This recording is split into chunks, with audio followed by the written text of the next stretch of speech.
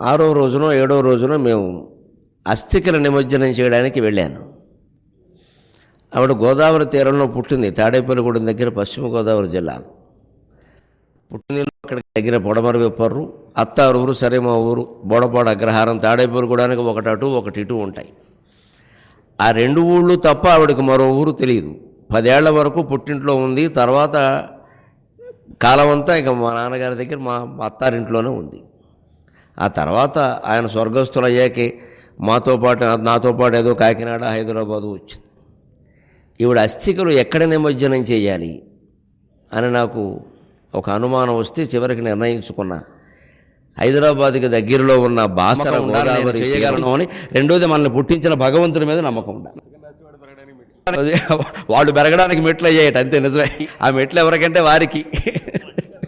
నేను ఒకసారి చెవి డాక్టర్ గారి దగ్గరికి వెడితే ఆయన ఏకంగా 3 నెలలకు సరిపడి మందులు రాశాడు. చిరజీవనమునకు ఆత్మమయం బగు క్షీరవార్ధికిన్. మా అమ్మ క్షీరాబ్ది ద్వారసినాడు పుట్టింది.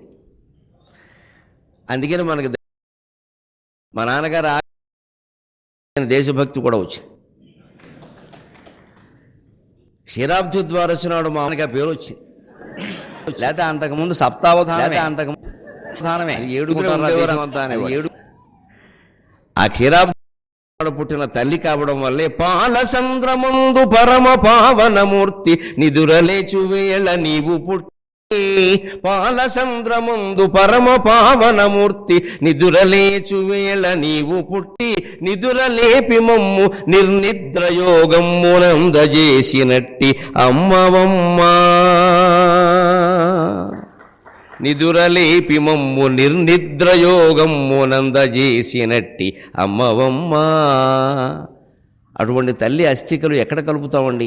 అస్థిర జీవనమునకు ఆత్మమయం బగు క్షీరవార్ధికిన్ సుస్థిర బంధమే ఏర్పరచు, సుస్థిర బంధమే ఏర్పరచు. శుద్ధ మనంబును సంగినట్టి నీ అస్థికలెందు గల్పవలెనమ్మరో. అస్థిర జీవనమునకు ఆత్మమయం బగు క్షీరవార్ధికిన్ సుస్థిర బంధమే ఏర్పరచు. శుద్ధ మనంబును సంగునట్టి నీ అస్థికలెందు గల్పవలెనమ్మరో. బాసరతీర బాసరతీర శారదాంఘ్రిస్థిత గౌతమీ సలిల ధారలలో. బాసరతీర శారదాంఘ్రిస్థిత గౌతమీ సలిల రేఖలలో నిన్ను జోచుకొందునే. బాసరతీర శారదాంఘ్రిస్థిత గౌతమీ సలిల రేఖలలో నిన్ను జూచుకొందునే. అమ్మ అస్థికలు నిమజ్జనం చేస్తూ ఉంటే ఓ చిత్రమైన సంఘటన నాకు నవ్వు తెప్పిస్తుంది ఇప్పటికీ. ఒక లోకంలో ఒక ఆరాధింపబడే స్థాయి వచ్చిన తర్వాత, అనుసరింపబడే స్థాయి వచ్చిన తర్వాత ఎంత జాగ్రత్తగా ఉండాలి అని అప్పయ్య దీక్షితులు గారు, కంచి పరమాచార్య గారు అలాంటి ఉదాహరణలు చెబితే ఆశ్చర్యపోయేవాడిని. మా అమ్మ అస్థికల నిమజ్జనం చేస్తుంటే అక్కడ ముందు అస్థికలను పెట్టి కొంత పూజ చేస్తారు కదా, ఆ చేసిన చోట నేను పెప్పర్మెంట్ బిళ్ళలు పెట్టా. ఎందుకంటే ఆవిడ పోవడానికి 2 ఏళ్ల ముందు పెప్పర్మెంట్ బిళ్ళలు బాగా తిందేవాడు. పోలో బిళ్ళలు ప్యాకెట్ అని ఎంత ఉంటుంది, 5 రూపాయలు, 5-10 ఉంటుంది అది. అవి ఇష్టపడేది కదా, నేను కొని తెచ్చి పడేసేవాడిని. ఏకంగా ఓసారి బాగా తింటుంటే ఓ ఫ్యాక్టరీ ఒకటి పెట్టమంటావా అన్నాను నేను. అంటే సరే పట్టావులే అనేది, రోజు అలా తినేది పాపం. అంత ఇష్టపడింది కదా, ఒకవేళ ఈ జీవుడికి ఏమైనా పెడుతూ కూడా పెప్పర్మెంట్ల కూరకి ఏమైనా మిగిలిపోయిందేమో అని అస్థికల పక్కన ఈ పోలో బిళ్ళల ప్యాకెట్ ఒకటి పెట్టాము, ఆ పురోహితుడు అనుమతితోటి. చిత్రం ఏమిటంటే అక్కడ పెట్టి నేను ఆ కార్యక్రమం చేస్తుంటే గట్టెక్కి వెడుతున్నారు కొందరు అభిమానులు. వాళ్ళు వెడుతూ ఇలా నమస్కారం పెట్టా. నేను ఎలా అన్నాను, నా పనిలో నేనున్నాను. కొంచెం ముందుకు వెళ్ళాక అనుకుంటున్నారు ఏమిటో ఎన్నాళ్ళు తెలియకుండా పెట్టేంత అద్దినాలు పెప్పర్మెంట్ బిళ్ళలు పెట్టాలన్నమాట. అక్కడ అయోమయంగా పెట్టాం. కరిగిపెట్టి వారు చూడు పోలో బిళ్ళలు పెట్టారు. పోలో బిళ్ళలు పెడితే కానీ ఇది ముట్టదన్నమాట. అమ్మ బాబు ఏం దేశం రా, ఈ దేశంలో సెంటిమెంట్లు ఎక్కువ, శాస్త్రజ్ఞానం తక్కువ అనుకున్నాను. అని నేను వెంటనే కార్యక్రమం ఆయన్ని పిలిచి, అయ్యా నా పరిస్థితి కొద్దీ నేను పెట్టాను, నువ్వు పెట్టకని చెప్పాను నేను. ఆవిడకి అదేదో ఇష్టం కదా అని పోనీ ఆ జీవుడికి, ఎందుకంటే ఆ వెళ్ళేటప్పుడు ఏమైనా ఇష్టాలు ఉంటే అవి తీరకపోతే మళ్ళీ పుడతారు, వాటి కోసం మళ్ళీ పుడతారు. అందుకే పెద్ద కొడుకుని చూడాలనుంది, చిన్న కొడుకుని చూడాలనుంది అనకూడదు. అలా అని పోయామంటే మళ్ళీ వాడి కొడుకే పుడతాం, అదో కర్మ. ఇప్పుడు మన ఆస్తి వాడికి ఇచ్చే మళ్ళీ వాడి ఆస్తి మనం లాక్కోవాలి. దేనికి ఇది? అందుకని వెళ్ళేటప్పుడు ఏ కోరికలు లేకుండా ఉండాలంటే భగవన్నామ స్మరణ తప్ప ఇంకేం ఉండకూడదు అసలు. ఆ అభ్యాసం అనేది ఓ 10-25 ఏళ్ల ముందు నుంచి చెయ్యాలి. 80 ఏళ్ళు దాటాయంటే జీవితం స్విచ్ ఆపేసిన సీలింగ్ ఫ్యాన్ లాంటిది. ఇంకో 2-3 రౌండ్లు వేస్తుంది, ఇంకా తిరగదు. నువ్వు స్టూల్ వేసుకుని వేలుతో తిప్పేయకూడదు, ఇక ఎంత తిప్పినా అంతే అది. ఇంకా నేను ఏదో చేస్తా, ఏం చేయక్కలా, చేసింది చాలు, ఇప్పటికి ముంచింది చాలు లోకాన్ని, ఇంకా ముంచక్కర్లేదు.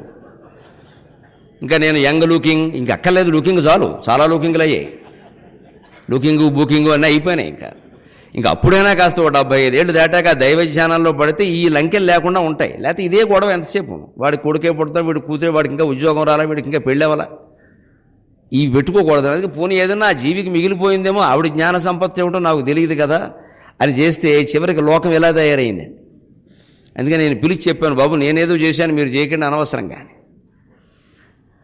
అలాంటి తల్లికి నమస్కారం చేస్తూ ఒక్క మాట మా అమ్మకి ఇచ్చిన వాగ్దానం ప్రకారం, నన్ను వీడి దేవి సన్నిధికేగినావు, నన్ను వీడి దేవి సన్నిధికేగినావు, అయినా విడువబోవనమ్మా నిన్ను, నన్ను వీడి దేవి సన్నిధికేగినావు, అయినా విడువబోవనమ్మా నిన్ను, అమ్మ సేవ బదులు అమ్మవారికి సేవ చేయుచుందు, పూలు పోయుచుందు. తల్లి సేవ బదులుగా జగన్మాత అయినటువంటి కనకదుర్గామాత సేవ చేసుకుంటూ సాహిత్యం ఆధ్యాత్మిక రంగాలుగా బతుకుతానమ్మా, నీకు ఇచ్చిన వాగ్దానం ప్రకారం ఎటువంటి నిరుత్సాహానికి నిరాశకి అవకాశం లేకుండా ఆశావాదంతో మన అవధానాలు ఆధ్యాత్మిక ప్రవచనాలు సాగుతూనే ఉంటాయి. ఆ స్ఫూర్తినిచ్చిన తల్లికి నమస్కారం చేస్తూ, పితృదేవోభవ. అరపంచం ధరయించిన ఒకట మాక ఆస్తుల్ ప్రసాదింపగా.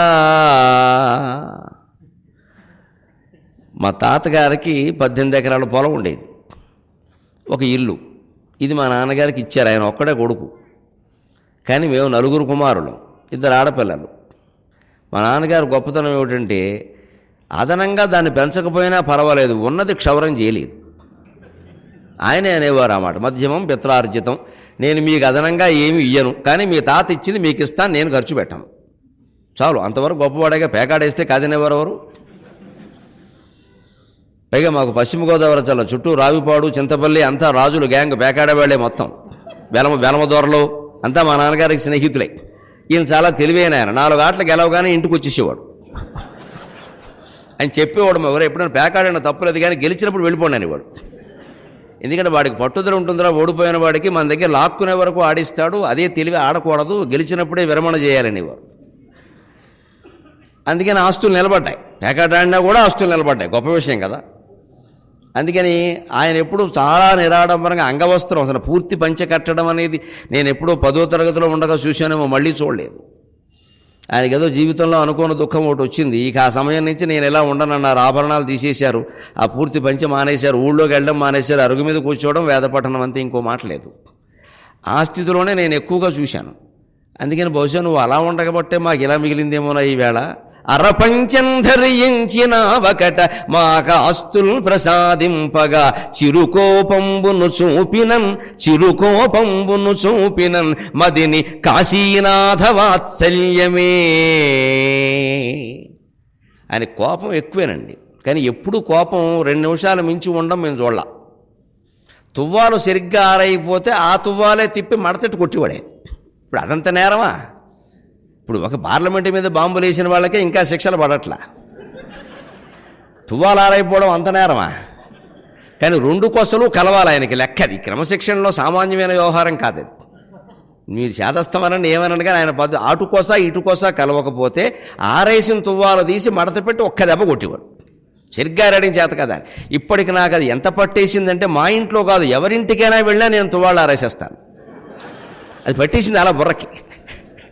మా ఇంట్లో అయితే పర్వాలేదు, వేరే వాళ్ళ ఇంటికి ఎవరైనా దొడ్లో తువ్వాళ్ళు ఆరేసి ఉంటే నేను తీసి సరిగ్గా ఆరేసేస్తా. మా నాన్న అక్కడ ఉన్నాడేమో నాకు బెంగ. ఆ నేర్పే విధానం అనిపించింది. కానీ వెంటనే ఎవరు ఎందుకు చెబుతున్నామంటే, ఏది చేసినా ఓ పద్ధతిగా చేయాలి, అడ్డదిడ్డంగా చేయకూడదు. ఆ మంచం మీద ఆ గుడ్డలేమిటి తీసేయి, వెంటనే లేవగానే దుప్పటి మడతట్టాలి, స్నానం చేసిన వెంటనే ఆ బట్టలన్నీ తీసేయాలి, మంచం రాత్రి ఎలా పడుకున్నాం అలా ఉండాలంతే లెక్క. ఇప్పుడు అలాగదిగా మహానుభావులు మన యువతులు ఆ దుప్పటి మడతట్టారు. పైగా అంటే ఏమంటారు, రాత్రి మళ్ళీ పడుకుంటాంగా అంటారు.